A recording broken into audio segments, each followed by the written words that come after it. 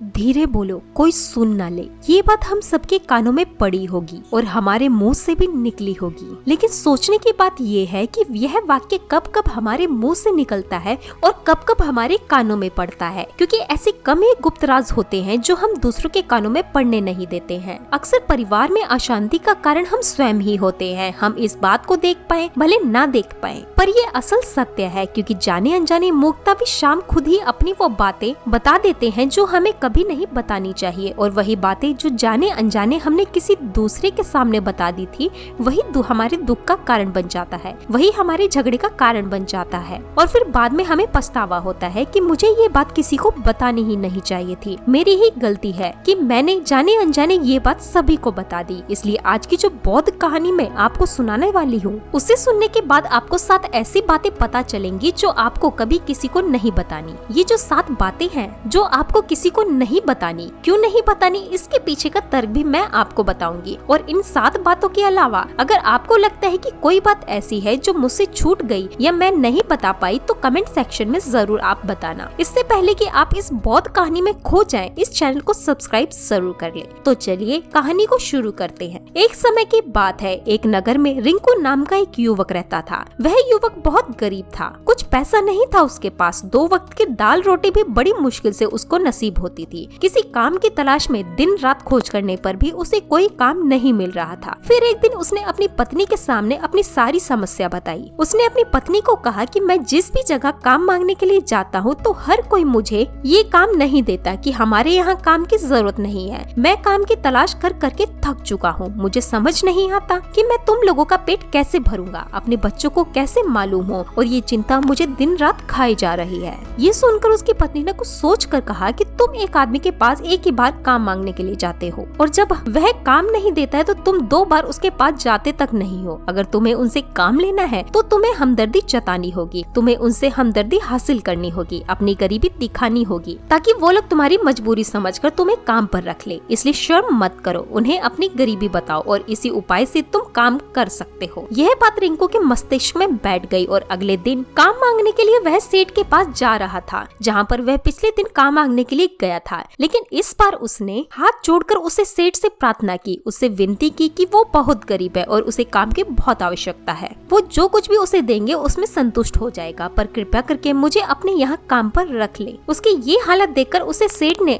अपने यहाँ काम पर रख लिया। वो रोज वहाँ पर काम पर जाने लगा। अंदर ही अंदर वह खुश तो था कि उसे काम तो मिला, लेकिन उसे वेतन दूसरे लोगों से कम मिलता था। वही काम जो दूसरे लोग कर रहे थे उन्हें ज्यादा वेतन मिल रहा था और इसे कम वेतन मिला था। जब इस बारे में उसने अपने सेठ से कहा तो सेठ ने कहा कि देखो भाई, तुम्हें काम की जरूरत थी, मैंने तुम्हें काम दिया, मेरा धन्यवाद करने के बजाय तुम मुझसे शिकायत कर रहे हो। यह सुनकर रिंकू वहीं पर चुप हो गया। बात कहीं न कहीं सत्य भी थी। सेठ ने तो उसे उसकी मजबूरी के हिसाब से ही काम दिया था और इसलिए वो उसे अपने अनुसार ही वेतन देता था। लेकिन धीरे धीरे उसने ये बात अपने सेठ संबंधियों और अपने दोस्तों को भी बतानी शुरू कर दी थी कि उसका सेठ कैसा आदमी है और उसे कितना वेतन देता है। समय बीत रहा था और रिंकू पूरी लगन के साथ अपना काम करता था, लेकिन अब परिस्थितियाँ बदलने लगी थी। सेठ अब रिंकू से दूसरे लोगों से ज्यादा काम लेता था, उनसे कम वेतन उसे देता था। ये बात रिंकू के मन में बहुत खलती थी। वह दूसरों से ज्यादा मेहनत कर रहा है पर उनसे कम वेतन पा रहा है। इससे उसका आत्मसम्मान को बहुत गहरी चोट पहुंची। अब धीरे धीरे उसका मन अपने काम से हटने लगा। उसका मन काम में लगता ही नहीं था। जाहिर सी बात है कि ऐसी जगह किसका मन लगेगा जहां आदमी को अपने आत्मसम्मान के साथ समझौता करना पड़े। इसलिए जल्द ही उसने अपने काम छोड़ दिया और वो घर आकर खाली बैठ गया। अब उसके पास घर का खर्चा चलाने के लिए भी पैसे नहीं बचे थे। इसलिए उसने अपने सेठ संबंधियों से और अपने दोस्तों से सहायता मांगनी शुरू की। लेकिन उसके दोस्त उसके सामने तो उसे दया का पात्र समझते थे, उसे दिलासा दे देते थे, लेकिन पीछे से उसका मजाक उड़ाते थे। वो कहते थे कि कितना बेवकूफ है, सेठ ने इतना काम लिया और बेचारे को पैसे भी नहीं दिए। अरे हम इसको पैसे दे देंगे तो ये कल हमारा पैसा भी वापस कैसे कर पाएगा? इसकी ऐसी हालत है, काम तो इसके पास कुछ भी नहीं है, पैसा कहाँ से ला कर देगा? और इसी वजह से रिंकू की हालत दिन में दिन खराब होती जा रही थी। अब वो दिन रात तनाव में रहने लगा था। वही दोस्त, वही से संबंधी जो उसके अपने होने का दिखावा करते थे, वह उसे दया का पात्र समझ कर रहे थे और उन्हें उसके ऊपर तरस आ रहा था। सब लोग आकर उसे ज्ञान तो बहुत देते थे, लेकिन कोई सहायता नहीं करता था। और अक्सर ऐसा ही होता है, ज्ञान देने वाले तो बहुत मिलते हैं, लेकिन मदद करने वाले, उंगली पकड़कर, हाथ पकड़कर आगे चलाने वाले कितने लोग मिलते हैं। एक दिन उसे पता चला कि पड़ोस के गांव में एक बहुत बड़ा भिक्षु भिक्षुक आया हुआ है जो बहुत ही ज्ञानी है। रिंकू इतना ज्यादा तनाव में था कि उसे कोई रास्ता नजर ही नहीं आ रहा था, इसलिए जाने अनजाने उसे भिक्षुक के पास चला जाता है। वहाँ पहुंचकर वह सीधे उनके पैरों में गिर जाकर रोने लगता है। वो रोते रोते उन्हें अपनी सारी परिस्थितियाँ बताता है। उसे बताता है कि किस तरह उसके सेठ ने उसका फायदा उठाया और उसके सेठ संबंधी उसके साथ कैसा व्यवहार रखते हैं। सारी बातें सुनकर बहुत भिक्षुक ने उसे चुप कराते हुए कहा कि भक्त, ये सारी समस्या तुम्हारी बुद्धिहीनता, तुम्हारी मूर्खता के कारण उत्पन्न हुई है। अगर तुम्हारे अंदर विवेक होता तो इनमें से एक भी समस्या तुम्हें चित नहीं कर सकती थी, लेकिन तुमने अपने अव्यय के कारण, अपनी मूर्खता के कारण खुद ही अपने रास्ते में कांटे बिछा दिए। आज मैं तुम्हें 7 ऐसी बातें बता रहा हूँ जो भूल कर भी किसी को नहीं बतानी चाहिए, और इन बातों का अनुसरण करते हुए तुम बाहर से मिलने वाले दुखों को तो दूर कर ही सकते हो जो बेवजह दुनिया की वजह से तुम्हें अंदर पकाते हैं। पहली बात जो किसी को नहीं बतानी चाहिए वो है अपनी मजबूरी। अपनी मजबूरी का दिखावा करके दूसरों का दया पात्र बनकर उनकी सहायता लेने की गलती कभी मत करना।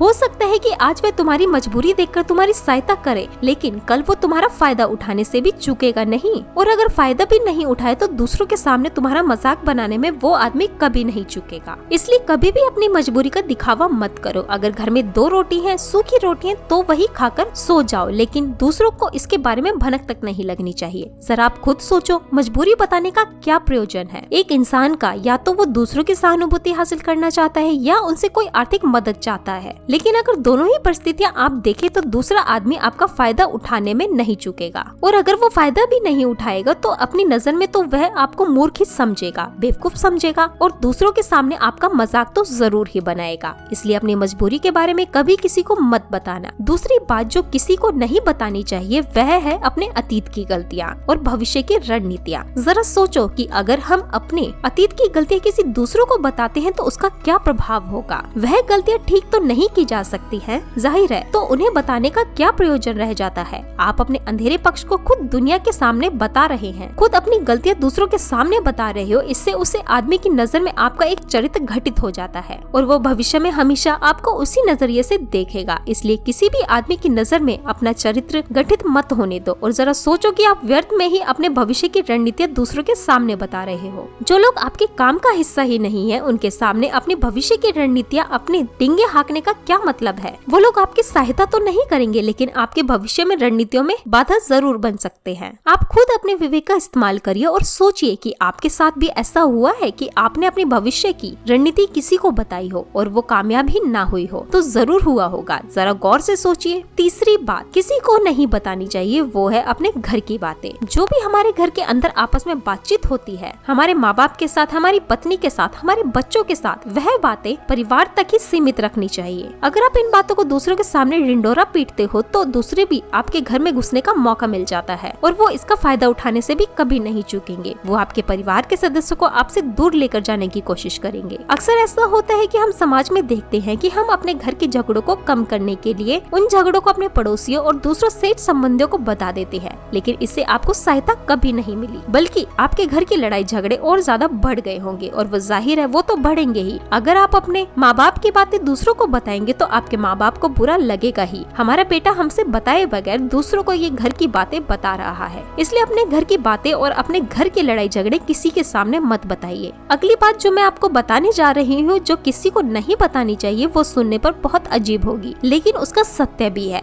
आपको एक तर्क के माध्यम से बताऊंगी। मैं कहती हूँ कि आप अपनी आमदनी किसी को मत बताइए। आप अपनी आमदनी ना बताने के पीछे क्या प्रयोजन हो सकता है? जरा सोचिए कि आप अपनी आमदनी अपने दोस्तों को बता देते हैं तो जब आपके दोस्तों को जरूरत पड़ेगी तो वो सिर्फ आपको ही याद करेंगे, क्योंकि उनको पता है कि अगर आपकी आमदनी ज्यादा अच्छी है तो आप ही उनकी मदद कर सकते हैं, और इसीलिए ज्यादा लोग आपसे सहायता मांगेंगे। और जब आप उनकी सहायता नहीं करेंगे तो वो सोचेंगे कि इस आदमी के पास पैसे हैं पर मेरी सहायता नहीं कर रहा है, और इसलिए आपकी आमदनी आप दोनों दोस्तों के बीच एक झगड़े का कारण हो सकती है। कम आमदनी होगी तो लोग मजाक उड़ाएंगे और ज्यादा होगी तो सहायता मांगेंगे, तो अपनी आमदनी बताने का कोई प्रयोजन नहीं है। अगली बात जो मैं आपको बताने वाली हूँ उसे गांठ बांध लेना और किसी को ये बात मत बताना। अपनी कमजोरी अपनी ताकत अक्सर इंसान को पता नहीं होती है, और वो कमजोरी या उसकी ताकत क्या है, लेकिन अगर आपको अपनी कमजोरी और अपनी ताकत का पता है तो पहली बात तो आप बहुत ही बुद्धिमान आदमी हैं, और दूसरी बात कि आपको ये बातें किसी से साझा नहीं करनी चाहिए, क्योंकि अगर आपकी कमजोरी दूसरों को पता चल गई तो वह आपकी कमजोरी का फायदा उठाएंगे, और अगर आपकी ताकत ताकत पता चल गई हो तो वही ताकत आपकी कमजोरी बन जाएगी, क्योंकि वो ताकत दूसरे आदमी को पता है तो वो ताकत की काट भी ढूंढ ही लेगा। अपनी कमजोरी और अपनी ताकत अपनी पत्नी या अपने पति को भी नहीं बतानी चाहिए, क्योंकि इसके बाद आपको घर में उनसे हमेशा दब के रहना पड़ेगा। अगली बात जो किसी को नहीं बतानी चाहिए वो है अपने मित्र और अपने शत्रु। आप अपने मित्रों के बारे में अगर दूसरे लोगों को बताएंगे तो वह आपके मित्रों के साथ अपने घनिष्ठ बनाकर आपको धोखा देंगे। आपके गहरे मित्रों को आपसे दूर करने का प्रयास कर सकते हैं। अक्सर आम आदमी ऐसा नहीं करता, लेकिन आपके दुश्मन ऐसा करने की कोशिश कर सकते हैं। और दूसरी तरफ आपके शत्रु का भी किसी को नहीं पता लगना चाहिए, क्योंकि आज जो आपका मित्र है अगर कल वो आपका दुश्मन हो गया तो आपके दुश्मन के साथ ही मिलकर आपको धोखा देगा। इसीलिए अपने सबसे अच्छे दोस्तों को भी अपने दुश्मन के बारे में नहीं बताना चाहिए। अब अगली और आखिरी बात ये कहना चाहती हूँ कि जब तुम दान करते हो तो दान के बारे में भी किसी को नहीं बताना चाहिए, नहीं तो दान करना व्यर्थ हो जाता है, बेकार हो जाता है। जब आप अपने दान का ढिंढोरा पीटते हो तो आप ये बता रहे हो कि मैं कितना बड़ा दानी हूँ, और यह आपके अंदर एक अहंकार निर्मित करेगा। इसलिए दान गुप्त रूप से किया जाए उतना ही अच्छा होता है, उतना ही फलदायी होता है। जब आपका बायां हाथ दान कर रहा हो तो दाएं हाथ को भी ना पता चले कि बायां हाथ दान कर रहा है। ये 7 बातें जो बौद्ध भिक्षु ने रिंकू को बताई, इसे संसार में सभी सिद्धांत छिपे हुए हैं। इन बातों का अनुसरण करते हुए आप अपने घर में सुख शांति बना सकते हैं और घर के झगड़े हमेशा के लिए दूर कर सकते हैं। आप इन बातों के बारे में अपने विवेक से भी सोचेंगे तो आपको ये बातें सच मालूम पड़ेंगी। और हमारा कहानी सुनाने का मकसद यही है, आपका विवेक जागृत हो, आप खुद उन बातों के बारे में सोचे जो हम आपको बता रहे हैं। और अगर हम गलत है तो आप कमेंट सेक्शन में वो बात जरूर बताएं जिस पर हम गलत है। और इनके अलावा भी अगर आप किन्हीं बातों को जानते हैं तो उन बातों को भी कमेंट सेक्शन में जरूर डालें। तो दोस्तों, कैसी लगी कहानी कमेंट सेक्शन में जरूर बताना, और अच्छी लगी तो इस चैनल को सब्सक्राइब जरूर कर लेना। तो मिलते हैं अगली कहानी में, तब तक के लिए आप अपना ख्याल रखें।